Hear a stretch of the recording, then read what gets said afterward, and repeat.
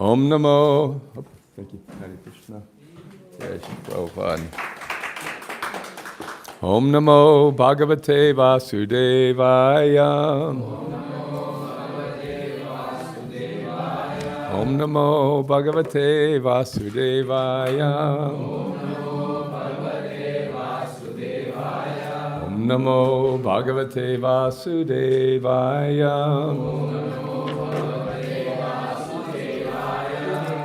Okay, together, please. Oh.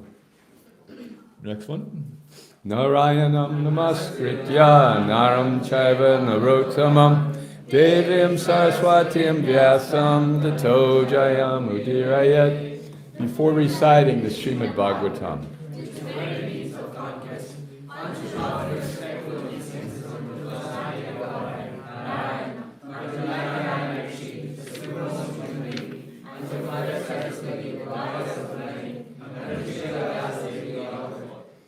Nasta Pareshva Bhadreshu Nityam Bhagavata Sevaya Bhagavati Uttama Shloke Bhaktir Bhavati Naishtaki.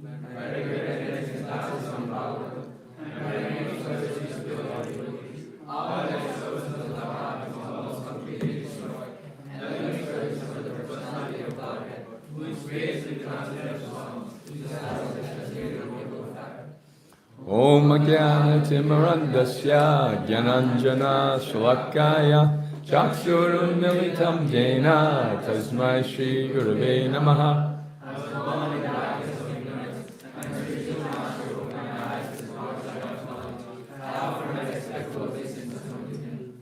Mukam Karati Vachalam Pangum Lakayate Girim Yat Kripatamaham Bande Shri Gurum Dinatarine. I offer my respectful obeisances unto my spiritual master, the deliverer of the fallen souls. His mercy alone eloquent speakers and enables the lame to cross mountains. Srila Prabhupada Ki Jai. So nice to be here with you today. Thank you for coming. This is a very interesting chapter we're beginning, chapter 20 of the 10th canto, which is called The Rainy Season and Autumn in Vrindavan. Is that correct? We're at the right spot? Okay. So before we start, just a few words about this particular chapter. This is a chapter that was very special to Srila Prabhupada for what reason? Anyone remember? He wrote a book based on this. Yes. Prior to that, or what caused him to write that book, does anyone remember? He was invited to a conference in Japan. Yes. You are a scholar of the Lilamrita. Prabhupada was trying very hard to get out of India to spread Krishna consciousness, and he was invited to this international conference on spirituality in Japan. So he was corresponding, and he just had to raise enough money to get the airfare, and otherwise they would take care of all of his needs when he was there. And he was so inspired, corresponding with the organizer, and he proposed this chapter as an introduction to Krishna consciousness for this international group of people. He, of course, never been out of India. He was in his mid-60s, or early 60s. And he sent all the descriptions. The organizer was going to have illustrations made of all of these metaphors that are given in this chapter. But he couldn't raise the airfare, so he couldn't go. And so he was very disappointed, but not discouraged. He carried on. But later took the commentaries that he'd written on this chapter and put them into a book. I think it's called The Light of the Bhagavat. Right? Anyone remember the name of that book? Right? Light of the Bhagavat. Yeah. And it's been beautifully published and illustrated by Tamal Krishna Maharaj some years later. So anyway, it is the only chapter in the whole Bhagavatam that has what? Anyone want to venture a guess? What is unique about this chapter in the entire Srimad Bhagavatam?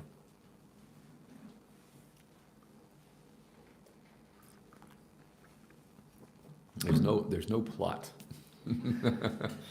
There's no. It's nothing but a description of nature. And in the descriptions comparing each of these natural phenomena to some aspect of spiritual life. It's nothing but that. It's just a compilation of these beautiful analogies. And It's so out of, in the introduction it says, to enhance the description of Lord Krishna's pastimes, Sri Shukadeva Goswami describes in this chapter the beauty of Vrindavan during autumn and the rainy season. In the course of his presentation, he gives various charming instructions in metaphorical terms. So that's what we're going to read today. And for the next, how many days do we have on this chapter? Do you know? I think 3-4. 3-4 days, okay. So we're going to read the first 8 verses in the BBT translation, and then 8th one in some detail with the commentary. But before we do, if we're ready, I wanted to give you an overview of the whole chapter. Would that be all right? Okay. So I think I'll... Okay, this is a poetic version of the entire text. And because I know the meter and so forth, I'm just going to go ahead and read it to you. Is that all right? All right. Generally, we want to read around, but this will be quicker. Chapter 20, the rainy season and autumn in Vrindavan. Their parents heard the boys explain how Krishna stopped the flames and Balaram destroyed Pralamba when he spoiled their games. The elder cowherd men and ladies, stunned to hear of this, as well concluded these 2 boys were gods born in their midst. At that time, summer yielded to seasonal monsoons, when thunderclouds and lightning fill the sky each afternoon. The natural effulgence of the sky becomes obscured as spirit souls are covered up by matter in this world. For months, the sun had drunk earth's moisture, just as kings exact the money of their citizens through tariffs, tolls, and tax. And as a good king places funds wherever needs arise, the moisture came again to earth from storm clouds in the skies. Ablaze with lightning, windswept clouds gave back their stored-up rain as saintly persons give their lives to lessen others' pain. The earth, so lean and parched from drought, at once became revived as yogis used the fruits of their tapas to energize.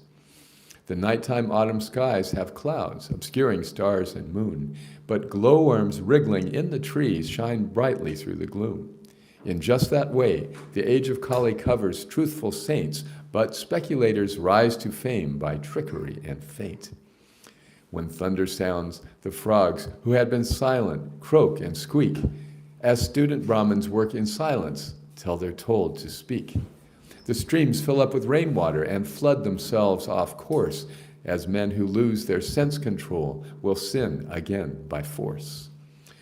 With fields of green, red ladybugs, and mushrooms brilliant white, the earth seems like a poor man turning rich to his delight.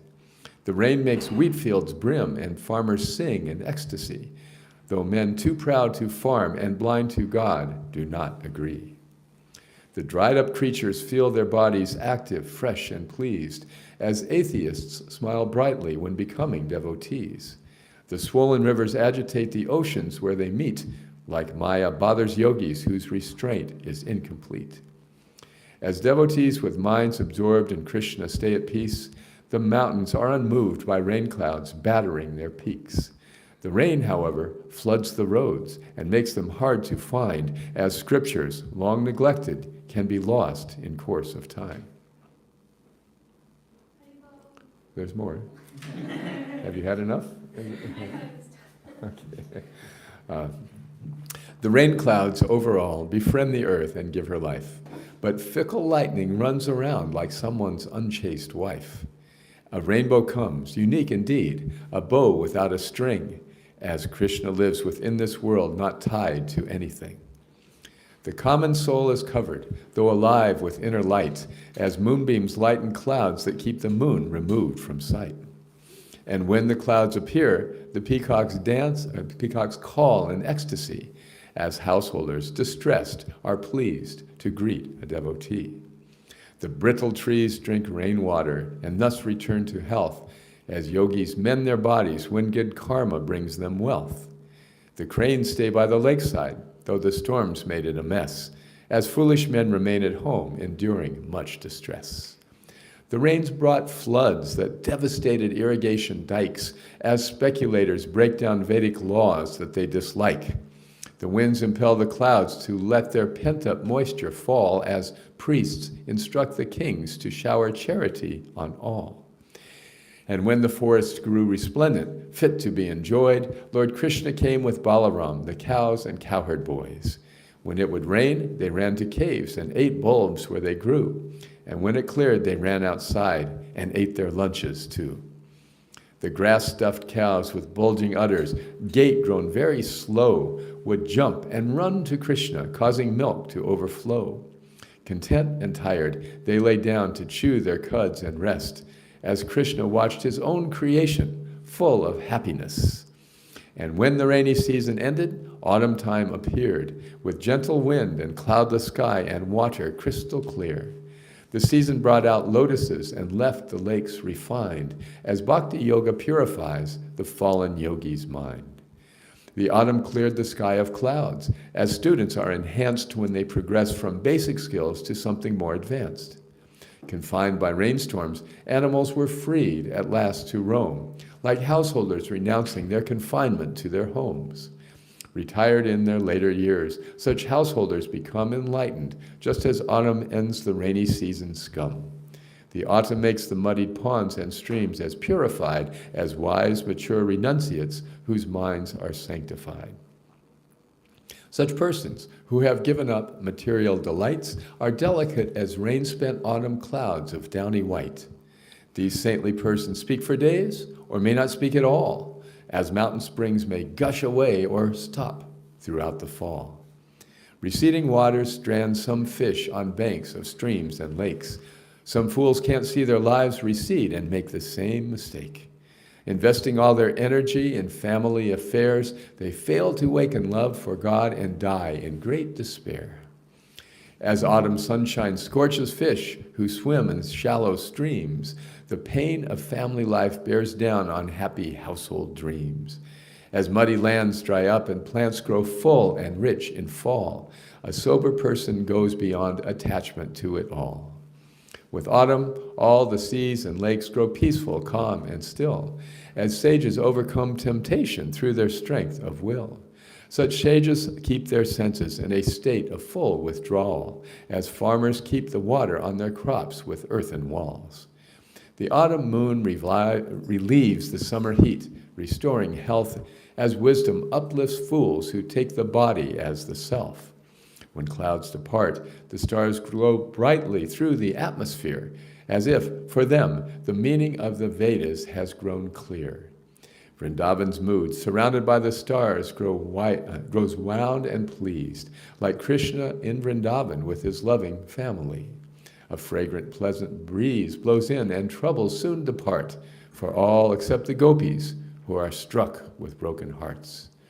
The women, cows, and female birds grow fertile, drawing mates, just as, when one serves Krishna, piety accumulates.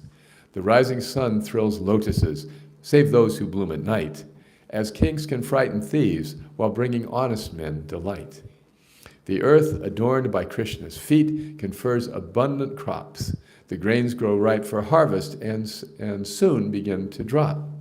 The citizens hold festivals and honor the first grains by cooking them in sacrifice and tasting the remains. When rainy season ends and autumn breezes fill the air, the priests go out to travel, merchants leave to sell their wares, and leaders walk about to manage, study, and take tolls, as death frees yogis to pursue their own respective goals.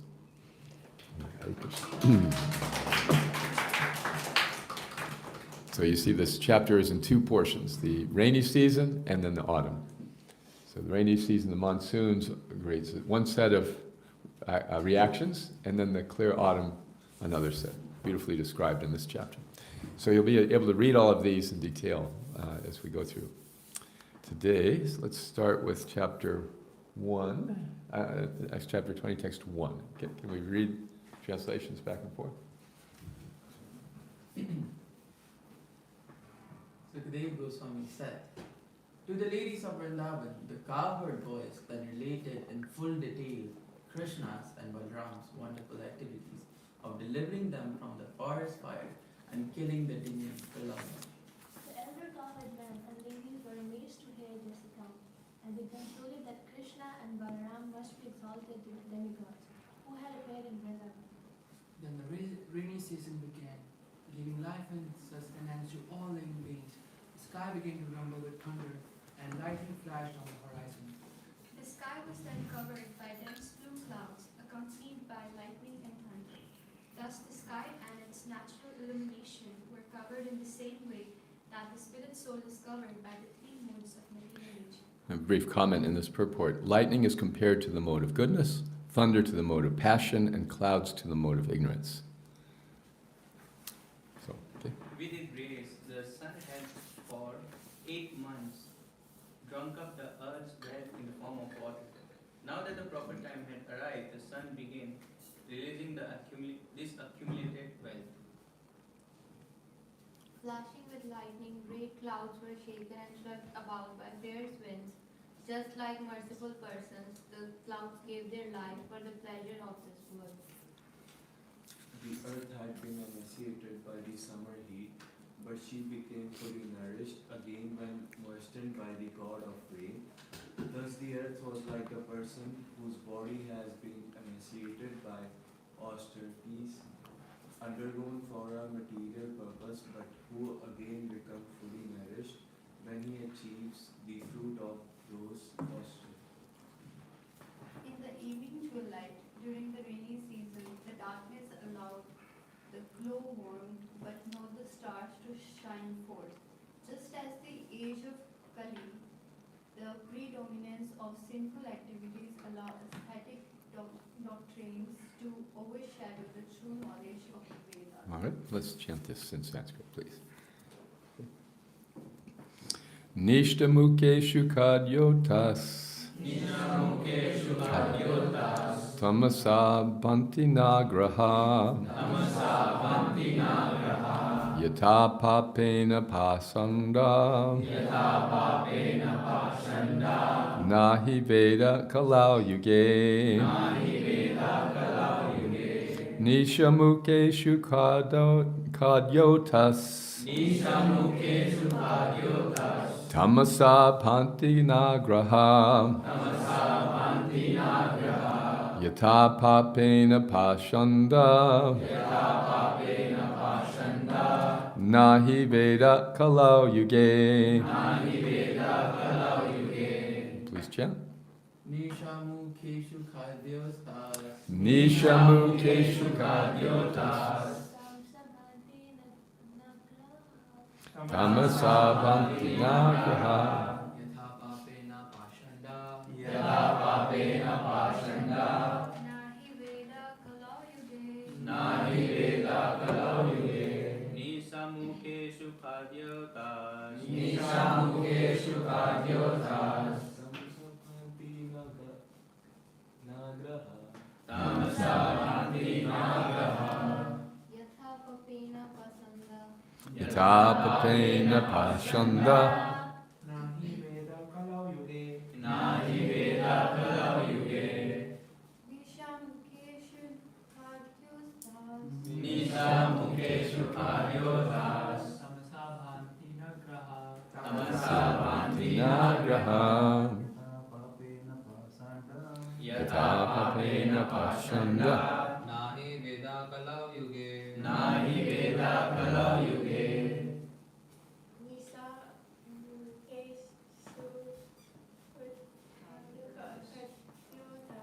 nishamukeshu kadyotas Tamsa bhanti nagraha. tamasa bhanti nagraha yata papena pashanda nahi veda kalau yuge nishamukeshu kadyotas. All together. Antavapena pashanda nahi veda kalau yuge. Okay, say the synonyms together, please. Nisha mukeshu, during the moments of evening twilight. Kodyota, the glowworms. Tamasa, because of the darkness. Bhanti, shine. Na, not. Graha, the planets. Yata, as. Papena, because of sinful activities. Pashanda, atheistic doctrines.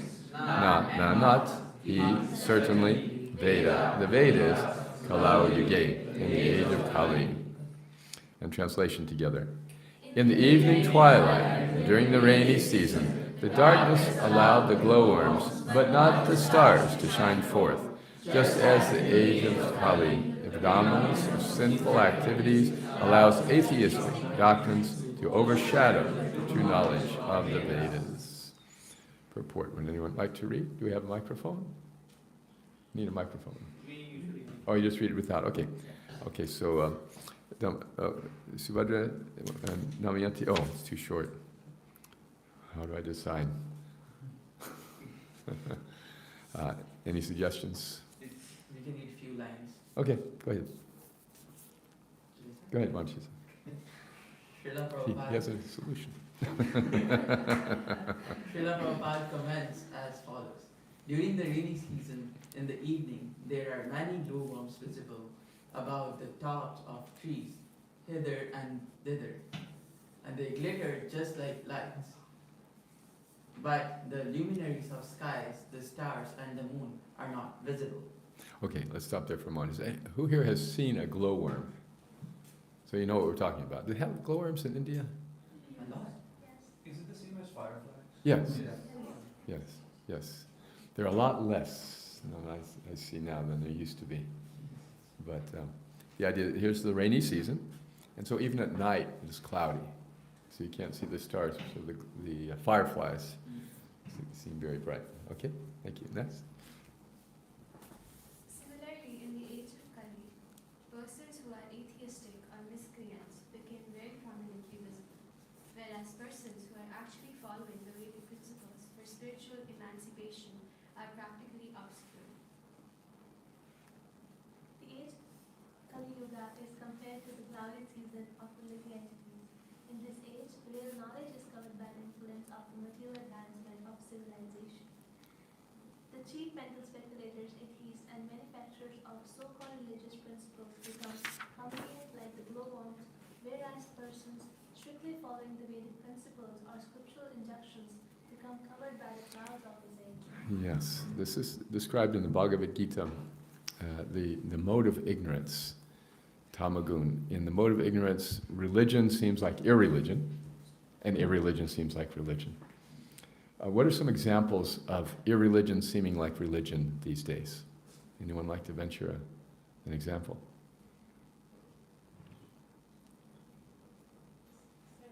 Yes. Just living in this present world, just to work and to sustain in this world. Most of the people thinking it is dharma, but actually that is not actual dharma. This is dharma. This is what you hear from your parents, right? Yeah. Work hard, make money, and this is your highest religious expression. It's a good example. You've never heard that, though, right? No, you have. Okay. Yes, and Diksha, did you have? Oh. No, I've got my answer. Oh, okay. Yes. In this U.S. and perhaps here also, there this great flood of Christian leaders who are preaching what they call the prosperity gospel, which in essence is the same thing, but they're really very specific about it. If you're right with God, you'll have money, and if you don't have money, it's because you're not right with God. And how do you get right with God? By giving us money. So some of these preachers accumulate millions and millions of dollars, and they buy private jets to go around and give their sermons because so many people will give them money. And very often they get caught in some kind of scandal. And then all these people who had faith in them are so disappointed. And this is because there's no real taste in the spirituality. Vishaya vanivartante niraharasya dehina raso rajam raso plasya param drishva nivartante. In chapter 2 of the Gita, Lord Krishna explains that one cannot give up a taste for, in this case, material things or sense gratification unless there is a higher taste to replace it. So there is a higher taste in spiritual life, but it's a little more elusive and less conspicuous than the taste of gross materialism. Materialism is simple. You make money, then you go stay in nice hotels, you travel to fancy beaches, you have nice things, you enjoy conspicuously so everyone will be envious of you, and this is the highest pleasure. So that's too too simple. Spiritual pleasure is much more subtle. For people to market spirituality when actually their aspirations are material is like the glowworm. The real purpose of the Vedas is what? Yes, to serve Krishna. Vedastu sarvairaham eva vedyo. Vedanta krit veda eva chaham. Krishna says in the 15th chapter of Bhagavad Gita, I am the compiler of the Vedas, and by the Vedas I am to be known. So within the framework of the Vedas, people will say, well, this is Vedic Dharma and this is Vedic Dharma, just taking one little piece. This is another kind of glowworm approach or firefly approach in describing the Vedas to Arjuna. Does anyone remember the analogy that he uses? This is from chapter 2 of Bhagavad Gita. One who knows the purpose of the Vedas versus one who's just taking a little portion of the Vedas. What is the analogy? Do you remember? Yes. So all the purposes that can be served by a well, getting water to drink or to bathe or to wash, can be at once served by a great lake. Okay? So similarly, the real value of the Vedas is known to one who knows the purpose behind them. Not just extracting a little from the well, but going into the vast reservoir of water. Okay, any comments or questions on this? What comprises? So Srimad Bhagavatam begins with the second verse, talking about this very phenomenon of people using religion or spirituality for selfish means. Does anyone remember the second verse of Srimad Bhagavatam? Okay, Panditji. Can you say it in Sanskrit? I know 2 lines of Dharma Projita. Yes, that's the one. That's the relevant line. Dharma Projita Kaitava. And this means? Completely rejecting all religious activities which are materially motivated. Yes, exactly. Dharma Projita Kaitavo Traparmo. Nirmat Saranam Satam. Instead getting the essence. The essence of spiritual life is enjoyment, but it's more difficult. It's a little more subtle. Once Srila Prabhupada was asked why he had come to the West in a news conference, and he said, I am come to teach you how to enjoy. You think you are enjoying, but you don't know how to really enjoy. And I've come to teach you that. Such a nice thing. Huh? That is bhakti. I mean, do you enjoy bhakti? Anybody?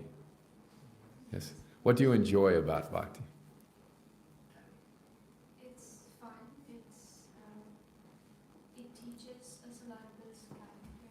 It's everything. It's fun. It teaches us. It builds character. Yes, it's so nice. Huh? Prasadam. Subhadra. Yes. Yes. It's everlasting. Yes. It doesn't need a renewed subscription. Anything else you enjoy about bhakti? Yes. Personally, it cleanses my soul. You feel that effect of it cleanse. Exactly. Yes. Like, and the way I get cleansed, I feel my mother's pain being cleansed, my grandma's, like all my ancestors getting cleansed Wow. when I chant. Wow. So you feel like you're doing something for your family Yes. and for other, and your, as well as yourself. Yeah. Right. Yeah. This is spiritual enjoyment, and it is a higher taste than material enjoyment. Why? Because material enjoyment, it comes and goes. You get something, you have it for a while, then you lose it. Right? And this frustration allows one to always be striving for something more. The analogy is given of the washerman's donkey. The washerman's donkey is pulling these heavy loads of laundry all day in a cart. And how does the washerman keep him motivated?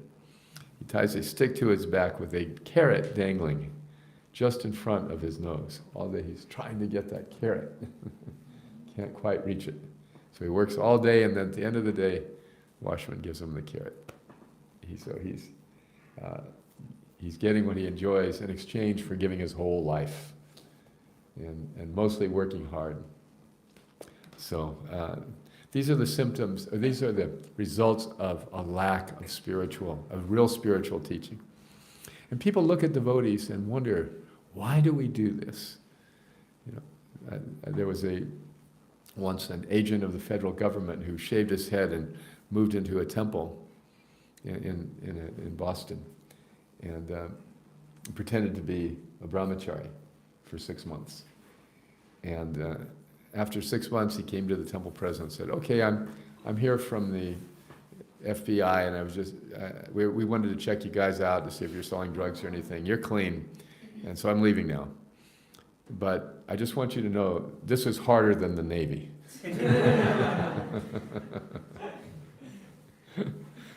If you have no taste, right, then it's materially inconceivable. Why would somebody want to rise early?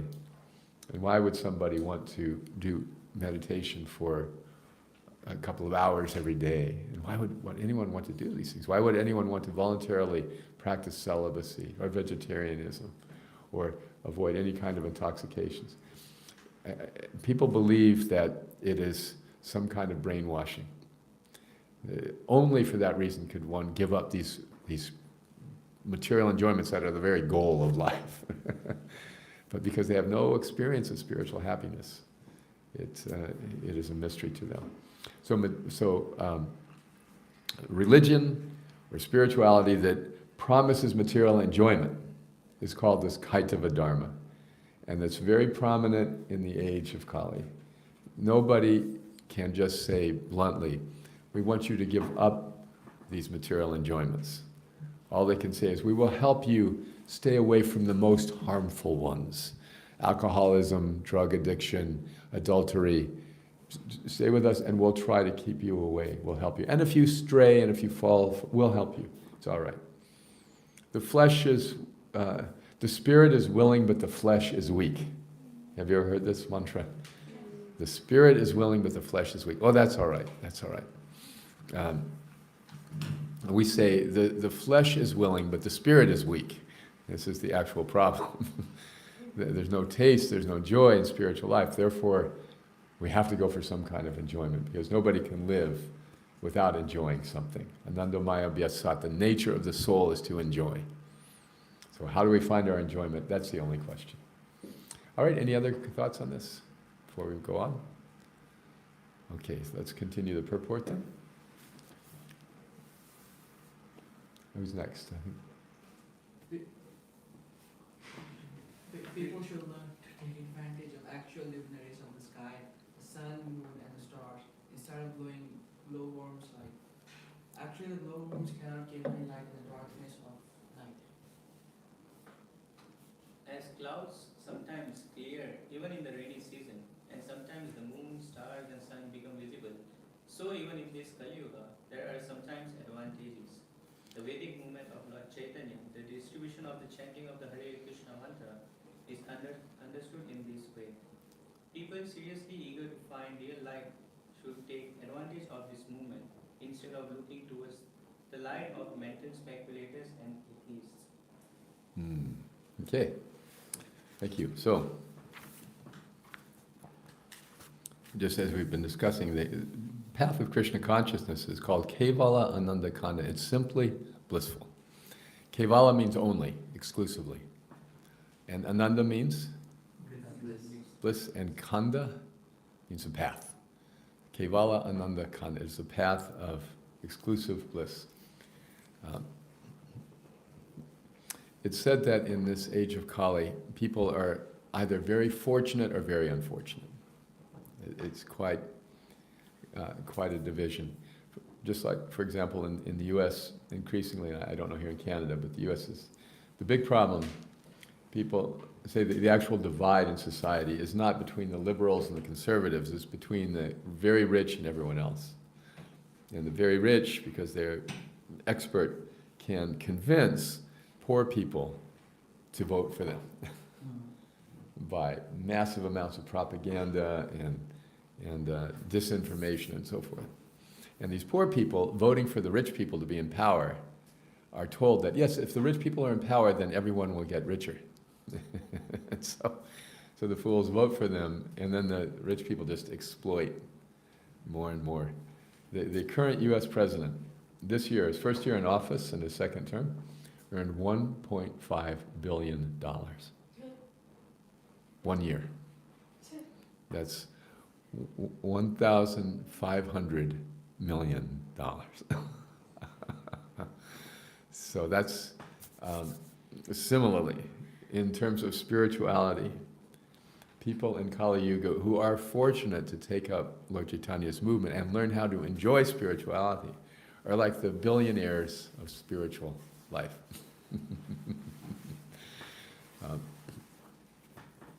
Yajanti hi sumedasa. Krishna varnam tvasa krishnam sangopangastra parshadam. Yagyai sankirtana prayar yajanti hi sumedasa. This verse is from the 11th canto of Srimad Bhagavatam, describing the appearance of Lord Chaitanya Mahaprabhu. Krishna varnam, he is Krishna himself. Tvasa Krishna, but he's not Krishna. What does the word Krishna mean? Blackish. So he's Krishna himself, but he's not in his monsoon blue-black beautiful body. He's in a golden form. Tvasa Krishnam. Sangopang Astra. Sangha means with, and Astra means what? Weapons. Weapons. He comes with his weapons. What are the weapons of Krishna consciousness? Holy names. Holy names. Subhadra? Prasadam.